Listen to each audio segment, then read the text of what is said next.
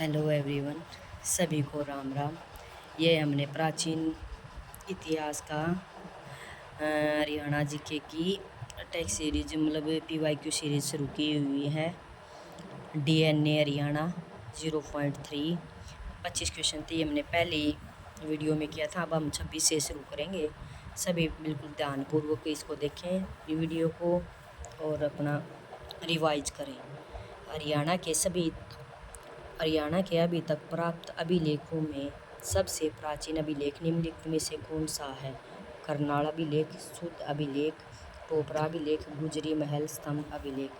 इसका आंसर है सी, टोपरा अभिलेख। हरियाणा के बारे में जानकारी देने वाले अब तक 3 दर्जन से अधिक कुल 37 अभिलेख प्राप्त हो चुके हैं, जिनमें सबसे महत्वपूर्ण प्राचीन अभिलेख टोपरा स्तंभलेख है। इस स्तंभलेख को सम्राट अशोक द्वारा गिरनार पहाड़ी गुजरात से लेकर टोपरा गांव यमुनानगर में स्थापित करवाया गया था। इस स्तंभ लेख पर सबसे ज़्यादा 7 राजज्ञाएं अंकित पाई गई हैं।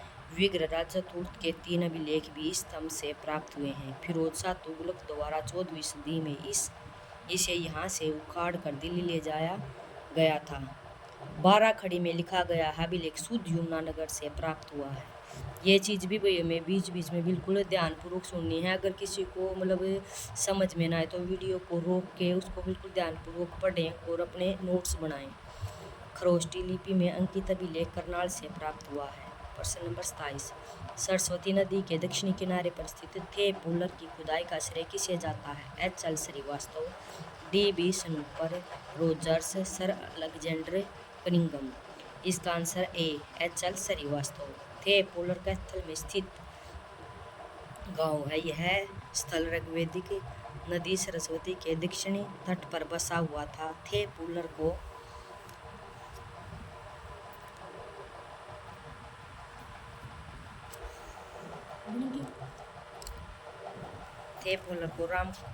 रामायणकालीन गांव का दर्जा प्राप्त है। ऐसी धारणा है कि गांव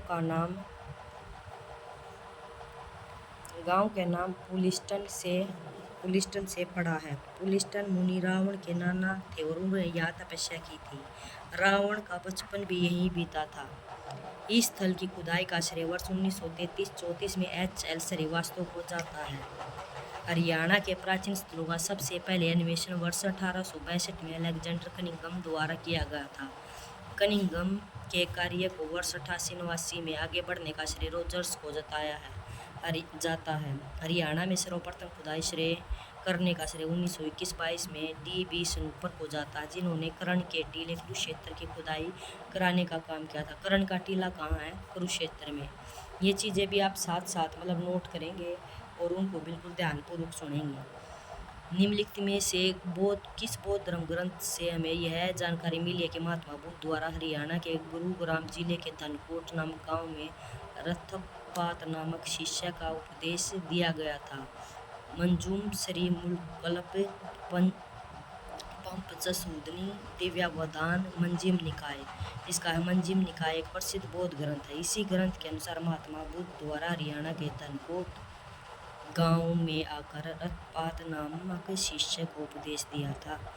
मंजिम श्री मुकल्प ग्रंथ में इससे थानेसर में रहने वाले वैश्य लोगों के जीवन की जानकारी प्राप्त होती है। पंप चसूदनी ग्रंथ में महात्मा बुद्ध की हरियाणा के कई स्थानों की यात्राओं के बारे में वर्णन मिलता है। दिव्यावधान ग्रंथ में हरियाणा में बौद्ध धर्म के प्रचार प्रसार की जानकारी मिलती है। इस ग्रंथ के अनुसार हरियाणा में बौद्ध धर्म के 2 मुख्य केंद्र थे, रोहतक और अग्रवा। ये भी भैया आ सकता है बौद्ध धर्म के 2 केंद्र कौन से थे? रोहतक और अग्रवा। ये चीज़ें भी हम बिल्कुल ध्यानपूर्वक पढ़ेंगे। निम्नलिखित में से किस बौद्ध धर्म ग्रंथ में हमें पता चलता है कि अग्रवा बौद्ध धर्म का शक्तिशाली केंद्र होता है? ये हमने पहले ही बता दिया था। इसमें चुलबग, मंजूम, श्री मुल्कम, पंपम सूदनी, दिव्यावधान। इसका है चुलबग भी एक बौद्ध धर्म ग्रंथ है और ये भी है जिसके माध्यम से हमें हरियाणा के सामाजिक आर्थिक राजनीतिक जानकारी मिलती है। इसके अनुसार हरियाणा में स्थित बौद्ध धर्म स्थानों में से सबसे शक्तिशाली स्थान अग्रवा था। इसका 30वां क्वेश्चन है। 40 तक करेंगे इस वीडियो में हम। या 50 तक करेंगे। वर्धन वंश के संस्थापक पुष्यभूति निम्नलिखित में से किस भगवान के उपासक थे? भगवान श्री कृष्ण, भगवान शिव, भगवान हनुमान, भगवान विष्णु। इसका है भगवान शिव। गुप्त वंश के पतन के बाद पुष्यभूति नामक सामंत द्वारा नए वंश की स्थापना की गई थी, जिसे पुष्यभूति वंश या वर्धन वंश के नाम से जाना जाता है। पुष्यभूति ने अपनी राजधानी थानेसर को बनाया। यह भी आ सकता है कि पुष्यभूति ने अपनी कौन से शहर को राजधानी बनाया था? तो थानेसर को। पुष्यभूति शैव धर्म के अनुयायी और भगवान शिव का उपासक था। थानेसर में भगवान शिव के नाम पर पुष्यभूति द्वारा थानेश्वर महादेव मंदिर का निर्माण भी करवाया गया था, जिस पर 114 ईस्वी में महमूद गजनी द्वारा आक्रमण किया गया। इस मंदिर का पुनर्निर्माण मराठा सदाशिवराव भाऊ द्वारा कराया गया था। क्वेश्चन नंबर है वही 31। वर्धन वंश के सबसे शक्तिशाली शासक हर्षवर्धन का अपना अंतिम अभियान निम्नलिखित में से कौन सा है? वल्लभी का अभियान, गंजम का अभियान, कन्नौज का अभियान, पश्चिमी भारत का अभियान। इसका उत्तर है गंजम। हर्षवर्धन 606 में थानेसर का सिंहासन पर बैठे थे। बंगाल में संसार पर हर्षवर्धन की पहली विजय थी। हर्षवर्धन का अंतिम विजय अभियान गंजम की लड़ाई था। हर्षवर्धन की चीनी यात्री हिंसांग द्वारा शिलादित्य की उपाधि दी गई थी। हर्षवर्धन का शासनकाल 606 से 647 ईस्वी तक रहा। हर्षवर्धन की दूसरी राजधानी कन्नौज थी। यह भी क्वेश्चन आ सकता है, उसका शासनकाल किस टाइम से किस टाइम तक था? 606 से 647 तक। और हर्षवर्धन की दूसरी राजधानी कौन सी थी? कन्नौज। वर्धन काल में अनाज के रूप में लिया जाने वाला कर निम्नलिखित में से किस विधि से जाना जाता है? हिरण्यक विधि, भाग विधि और बलि विधि, भूमि विधि। इसका उत्तर है भाग विधि। वर्धन इसके 1/6 भाग किसानों को दिया जाता है। ये तीनों अलग अलग हैं। कौन से इसमें किए गए हैं? हिरण्य विधि में नगद मुद्रा के रूप में लिया जाने वाला कर कहा जाता है। भाग विधि को अनाज के रूप में, बलि विधि जो उपहार के रूप में भाई राजा को हमें देते हैं उसको कहा जाता है। निम्नलिखित में से हर्षवर्धन द्वारा रचित किस प्रसिद्ध लेखनी में जीमूत वाहन नामक राजा की आत्महत्या का वर्णन किया गया? प्रियदर्शनी का बाणभट्ट, रत्नावली, नागनंद। इसका उत्तर है नागनंद। पुष्यभूति वंश शासक हर्षवर्धन महान विजेता एवं श्रेय निर्माता होने के साथ साथ एक उच्च प्रतिभा के धनी नाटककार भी थे। हर्ष को संस्कृत में लिखे 3 नाटकों का रचयिता माना जाता है। रत्नावली, नागानंद और प्रियदर्शिका। ये तीनों भैया ये भी याद करेंगे। नागानंद नामक नाटक में हर्षवर्धन ने जीमूत वाहन नामक राजा की आत्महत्या का वर्णन किया। हर्षवर्धन ने राजकवि बाणभट्ट ने हरिश्चंद्र और कादम्बरी की रचना की थी। हर्षचरित नामक ग्रंथ में पुष्यभूति और हर्षवर्धन का प्रथम पूर्वज बताया गया। यशोमती के सती होने का प्रमाण भी इसी ग्रंथ में मिलता है। हर्षवर्धन के समय भारत से आने वाले दूसरे चीनी यात्री हिंसांग द्वारा लिखी गई पुस्तक शी यू की थी, जिसमें टोहाना, थानेसर और सूद नामक स्थानों की प्रशंसा की गई थी। हरियाणा के थानेसर में स्थित राजा करण के टीले की सबसे पहले खुदाई किसके नेतृत्व में की गई? Alexander Cunningham, DB. Spooner, S. Khatri, Joseph Allenstein. इसका है डी.बी. स्नूपर। करण के टीला जो थानेसर कुरुक्षेत्र में स्थित है, इसके सर्वप्रथम खुदाई का श्रेय प्रसिद्ध पुरातत्ववेत्ता डी.बी. स्नूपर को जाता है, जिनके नेतृत्व में यहाँ पर 1921-22 में खुदाई करवाई गई थी। सर अलेक्जेंडर कनिंघम प्रथम व्यक्ति थे जिन्होंने वर्ष 1862 में हरियाणा क्षेत्र का अन्वेषण किया था। वर्ष 88-89 में रोजर्स ने कनिंघम के कार्य को आगे बढ़ाया। क्वेश्चन नंबर है भैया 35।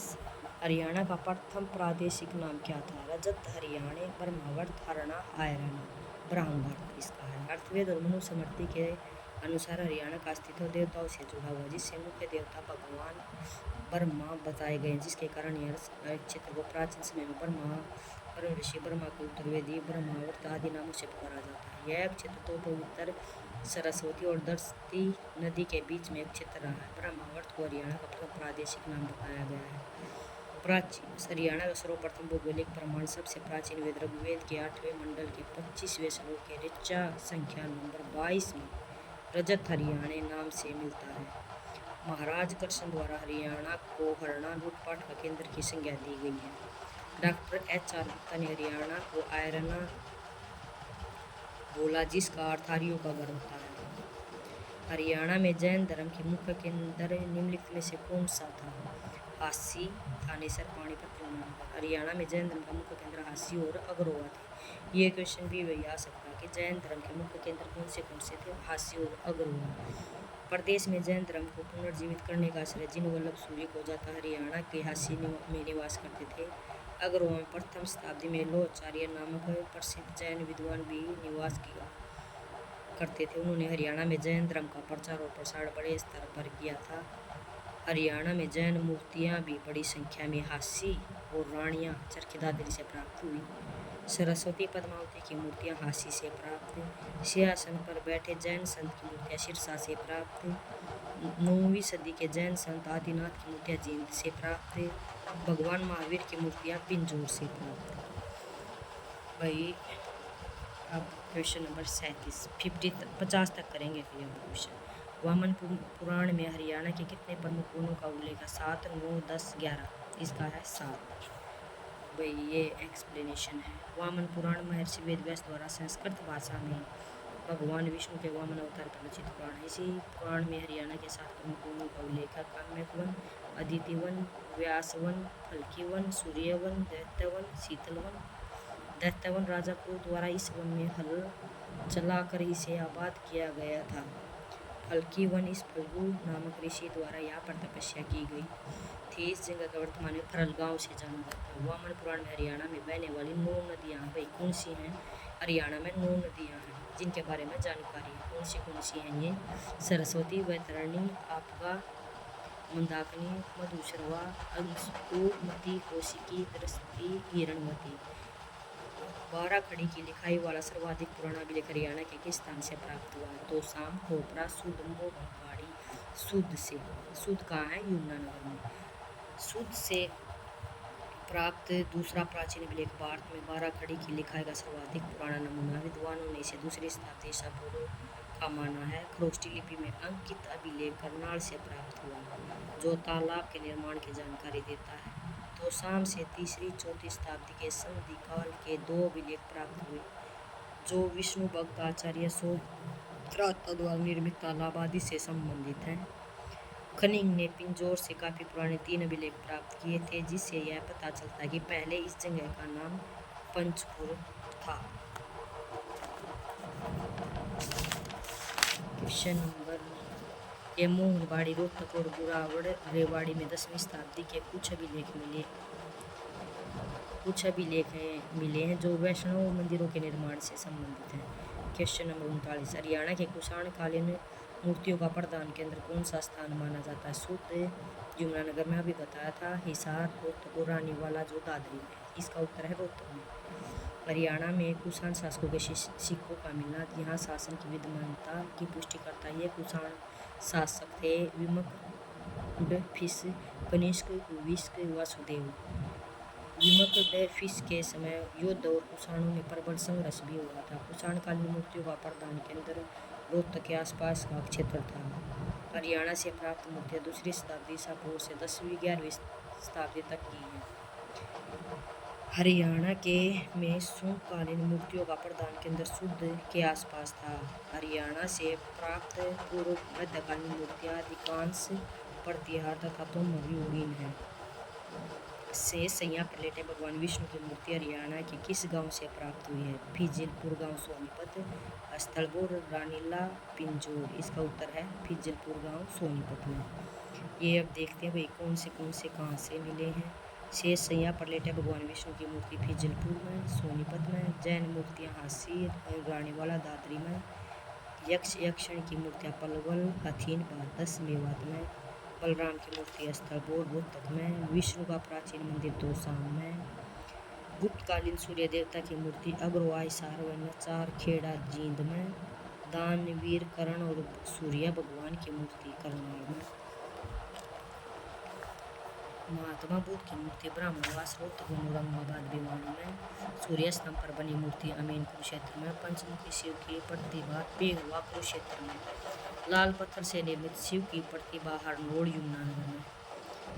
ये 41 क्वेश्चन है। इंडो ग्रीक सिक्के हरियाणा में निम्नलिखित में से किस स्थान से प्राप्त हुए हैं?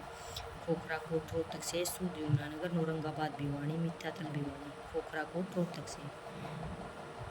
हरियाणा में विभिन्न पुरास्थलों में जितने भी इंडो ग्रीक सिक्के पाए गए थे, इनमें से ज़्यादातर सिक्के खोखरा कोट रोहतक से प्राप्त हुए हैं। इन शासकों के सिक्के की अधिक संख्या में प्राप्ति से ज्ञात होता है कि इन्होंने इस क्षेत्र का आक्रमण किया था। हरियाणा में सबसे पहले पंचमार्क सिक्के प्राप्त हुए थे। पंचमार्क सिक्कों के बाद अगाध व योद्धा गणराज्यों के सिक्के प्राप्त हुए। अन्य प्राप्त सिक्के ये भैया आप वीडियो पॉज करके आप सभी देख लेना। हरियाणा में हाकड़ा संस्कृति के साक्ष्य सर्वप्रथम किस पुरातन स्थल से प्राप्त हुए हैं? राखीगढ़ी, दक्षिण खेड़ा, दौलतपुर और कुणाल। इसका है कुणाल। कुणाल कहाँ आकर से कालक्रम हड़प्पा सभ्यता से पूर्व कमनीय से समुदाय के विकास है। हाकड़ा संस्कृति का आरंभिक पर्शिक संस्कृति भी कहा गया है। ये भैया एक्सप्लेनेशन आप एक बार वीडियो पॉज करके देख लेना। इससे मतलब पूरा करेंगे तो पूरी वीडियो बहुत काफ़ी लंबी हो जाएगी। निम्नलिखित में से किस पुस्तक में रेवाड़ी राज्य के इतिहास के बारे में जानकारी प्राप्त है? तारीख जज्जर, आबिर कुल दीपिका, वेद धरातल, ऋग्वेदिक इंडिका। इसका उत्तर है आबिर कुल दीपिका। आबिर कुल दीपिका नामक पुस्तक में रेवाड़ी जिले के इतिहास के बारे में काफ़ी महत्वपूर्ण जानकारी प्राप्त होती है। यह पुस्तक तत्कालीन पंजाब सरकार द्वारा उर्दू में लिखवाई गई थी। रेवाड़ी के अहिरवाल की राजधानी और भारत का इजराइल भी कहा जाता है। रेवाड़ी को अहिरवाल की राजधानी, ये भी देख लेना भाई, बिल्कुल इम्पोर्टेंट है ये सभी। बिल्कुल अपना मतलब बिल्कुल ध्यान से एक्सप्लेनेशन को और भी ध्यान से पढ़े। इस क्षेत्र में बलराम में अपनी राजधानी के रूप में स्थापित किया गया। बलराम की मृत्यु के बाद इस क्षेत्र का प्रशासन ब्रजभान आबिरिया द्वारा आगे बढ़ाया गया। तारीख जज्जर नामक पुस्तक में भी हरियाणा के गुड़गांव रोहतक हिसार जिले के इतिहास के बारे में अत्यंत महत्वपूर्ण जानकारी प्राप्त होती है। वेद धरातल नामक पुस्तक के लेखक गिरीश चंद्र अवस्थी हैं। 44 क्वेश्चन। सीसवाल संस्कृति किस जिले में फैली? अम्बाड़ा, भिवानी, हिसार, जज्जर। इसका है हिसार।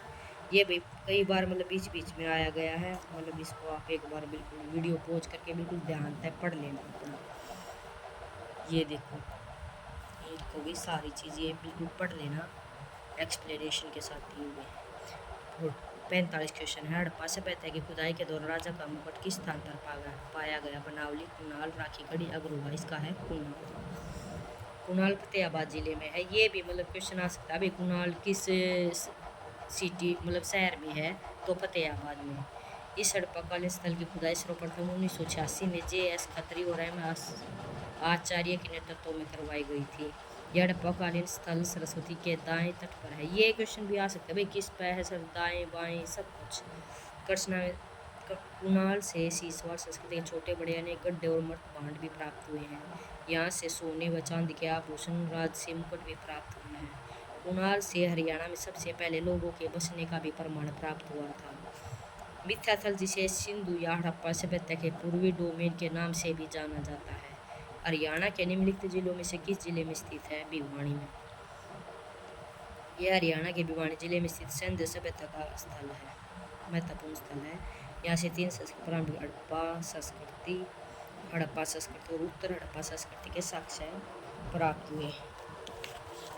तो ये 50 क्वेश्चन ही कर पाएंगे आज इसमें। मिथ्याथल चोटांग और यूनान नदी के बीच एक चैनल के पास जलोढ़ मैदान पर स्थित है। पोसेल 1992 में सिंधु घाटी हड़प्पा सभ्यता को पूर्वी डोमेन भी कहा। ये मतलब सारी चीज़ें भी आप मतलब या तो नोट्स बनाएं या अपना मतलब वीडियो को 2-3 बार सुने तब भी याद होंगी। इसे हरियाणा में सरगुजा सीसवाल संस्कृति के नाम से भी जाना जाता है। ये पूरी चीज़ें एक बार आप मतलब वीडियो को पॉज करके पढ़ लें बिल्कुल ध्यानपूर्वक, वरना मतलब बहुत सारी चीज़ें हैं जो पूरी लंबी वीडियो बन जाएगी। भिवानी जिले के किस गांव में 5000 साल पुरानी हड़प्पाकालीन सभ्यता के अवशेष प्राप्त हुए हैं? तिगड़ाना गांव, देवसर गांव, राखीगढ़ी गांव और मिथ्याथल गांव। इसका है तिगड़ाना गांव। भिवानी जिले के गांव तिगड़ाना में 5000 पुरानी हड़प्पाकालीन सभ्यता के महत्वपूर्ण अवशेष खुदाई के दौरान प्राप्त हुए हैं। ये भाई मैं एक बार इस एक्सप्लेनेशन को बिल्कुल मतलब कर देती हूँ आपके पास, आप ध्यानपूर्वक पढ़ लें इसको।